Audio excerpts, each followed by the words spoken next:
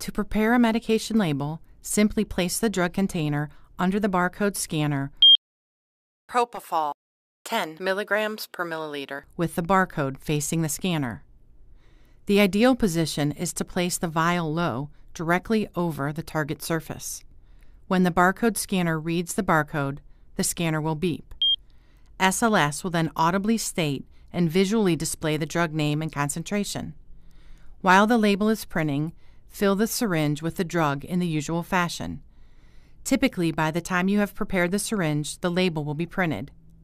SLS labels are ideal for use on 5 ml and larger syringes. For small syringes, such as 1 ml or 3 ml, flagging or tinning can be used to apply the label. This allows the volume gradations to be seen. The printed labels are color-coded based on the American Society of Anesthesiologists color guidelines and contain all elements required by the Joint Commission, including drug name, concentration, time and date of preparation, time and date of expiration, and the preparer's initials. A variety of other messages can be added, such as warning messages about the drug, including paralyzing agents, anticoagulant, and preservative-free where appropriate. Diluents can be included on the label as required. To accommodate dilutions, the label will show that the medication has been diluted and the diluent and new concentration is clearly visible on the label. If your facility uses an anesthesiology information management system or other electronic medical record, one can easily import drug content and concentration and verify expiration information into the electronic record by simply scanning the 2D barcode on the syringe, then record the dose being administered to the patient.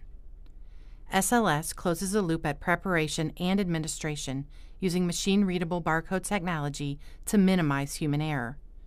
To review, the process of preparing a single drug includes 3 steps. 1. Scan the drug vial. 2. Prepare the syringe while the label prints. And 3. Apply the printed label to the syringe.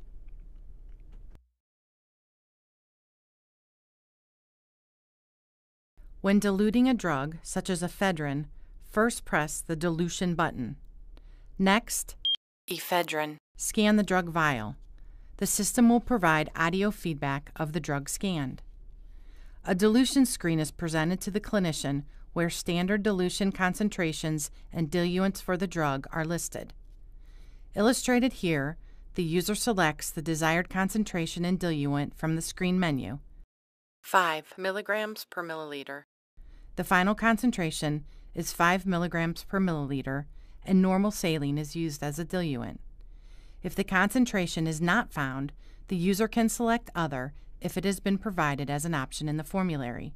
Visual and audible feedback is presented on the SLS.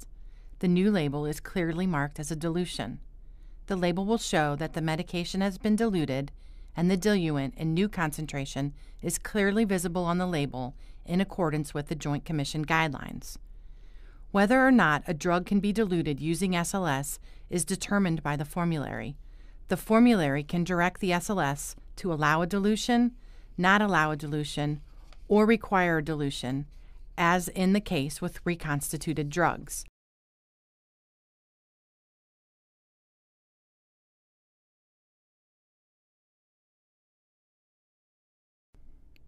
In some cases, facilities must compound their own IV bags.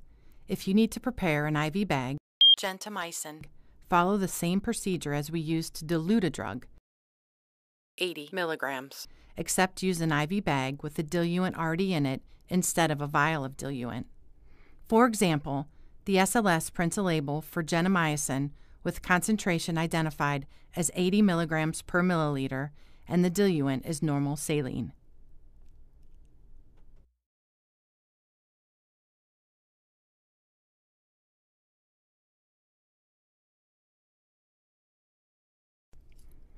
There will be cases when a medication has found its way into the OR but has not been certified for use in the SLS by the pharmacy. Drug not found. In this case, when the drug is scanned, the following message will appear: Drug not found. At this point, the user should carefully look at the medication and determine whether it should be used or not. If it is determined that the medication can be used, the user presses the OK button and then selects the appropriate color blank label to be printed. Some of the safety features of the SLS are configurable.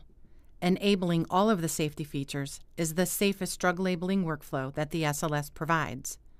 When SLS ships from Codonics factory, it has all of these features enabled. SLS seamlessly integrates into existing workflows and immediately reduces the element of human error. Preprint confirmation, propofol 10 milligrams per milliliter, provides the opportunity to confirm that the proper drug was selected before printing the label, or enables a user to cancel the print job in the event the wrong drug was selected. In a busy environment, this ensures that someone did not miss the audible or visual feedback provided by the SLS. Post-print confirmation requires the user to scan the syringe with the label applied to complete the labeling process. This enables a serial workflow and prevents someone from scanning another drug until the labeling is complete on the prior drug. In addition, the pharmacy can take advantage of the management software's sophisticated features to identify drugs that have been recalled, drugs that have expired, or drugs identified for any reason by the pharmacy as a drug not to be used. It is common in the perioperative environment to need to label invasive monitor lines, such as arterial lines, central venous lines, pulmonary artery catheters, intracranial pressure monitors, and other devices. These labels can be easily produced using the SLS by pressing the line's label button. Additional labels can be added and customized as required. For the general IV line that is placed on the IV insertion site and tubing and catheter lines, labels can be printed by pressing the IV label button. By default, there are 7 different colored labels provided, 1 to represent each day of the week. Also by default, the system prints 2 labels for the colored labels in the IV tab, 1 for the catheter and 1 for the line itself. Patient labels are provided for a variety of labeling needs within the OR, such as patient charts, pathology specimens, anesthesia records, narcotic log sheets, and the surgeon's chart. These can be accessed by pressing the Patient label button. Additionally, the user can select to include the patient ID on the label. By default, SLS is configured to print 2 patient labels when these labels are selected. The SLS can be configured to add up to 48 custom labels to the user screen as needed by the facility. This could include oxygen and heparin lines and expiration date labels for multi-use vials.